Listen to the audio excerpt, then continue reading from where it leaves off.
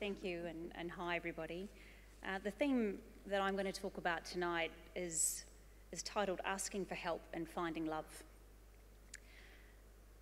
My husband took his own life on a Monday earlier this year, and his body wasn't found for 4 days. This was the start of the hardest week of my life so far. I left Brendan at home on that Monday morning after he promised me that he was fine, and I took my daughter to school. When he wasn't home when I returned, as we'd agreed, I started to panic. I called Sasha, my business partner, and told her that he'd left, but decided I'd better keep it under the radar. I didn't want him to be embarrassed when he ultimately came home. He was a proud man. By Tuesday morning, after a sleepless night, I just knew that Brendan wasn't coming home. And for the first time in my life, and I truly mean this, I needed help. As a working mum, and I'm sure that there are a number of you here that feel like this, and really for the totality of my life to this point, I didn't ask for help. I'm the one who helps other people. I solve problems. I can do anything, and I can do it on my own. But on that Tuesday morning, I was floored.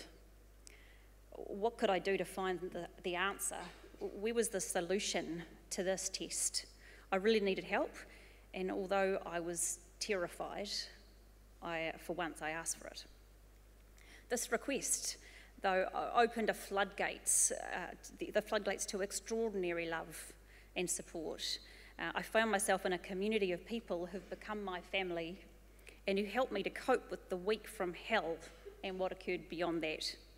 I asked for help firstly to Sasha and then to two of my husband's closest friends, started a region-wide search effort, which included teams of people by foot, by helicopter, a widespread media campaign, and a full house of people who provided food, who provided love, and even provided a new dishwasher when mine broke down. People who I didn't know, but who were touched in some way by Brendan's very public story, brought food, they brought love, or they just hugged me as I walked in a daze from my car to the coffee shop every morning. I was overwhelmed, but extraordinarily grateful, and I still am, and so touched. I didn't know that people did this and had this extraordinary generosity within them. I needed this help so I could get through every day and every hour. On the hour during that week, we were getting a new piece of information, and some of it almost unbearable to hear, and it really was sent to challenge all of us. I needed help to know how to tell my wee girl, who's 8, that her daddy had killed himself, and for somehow to find a way for her to be okay with that.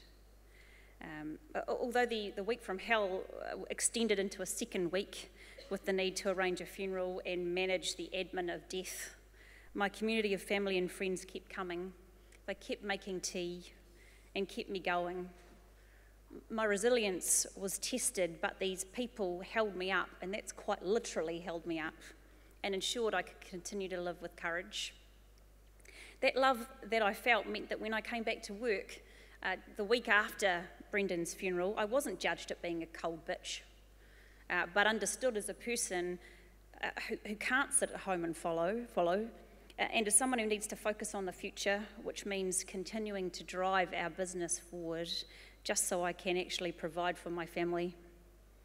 This love meant that I wasn't judged when I said I couldn't be defined as the widow of suicide, and that I needed to launch myself back into the business world as a high-functioning professional. Similarly, I wasn't judged when I needed to get out of the office after only being there for an hour because I was so overwhelmed. What I've learnt and what I've gained has been quite something, though, over this time. It's powerful asking for help. I can do more with people around me to support me. I don't have to run the world on my own. I can still run it, but having some help to sort out the stereo system, to get the outside lights to shine at the right time of the day, to sell a car because I had too many now, and even cook me a meal is okay. There is so much love around me and around all of us, and that by reaching out and showing my well-hidden vulnerability And asking for help returns more benefits than I ever thought was imaginable. The people who truly love you will help without condition, and my God, I am so blessed in this.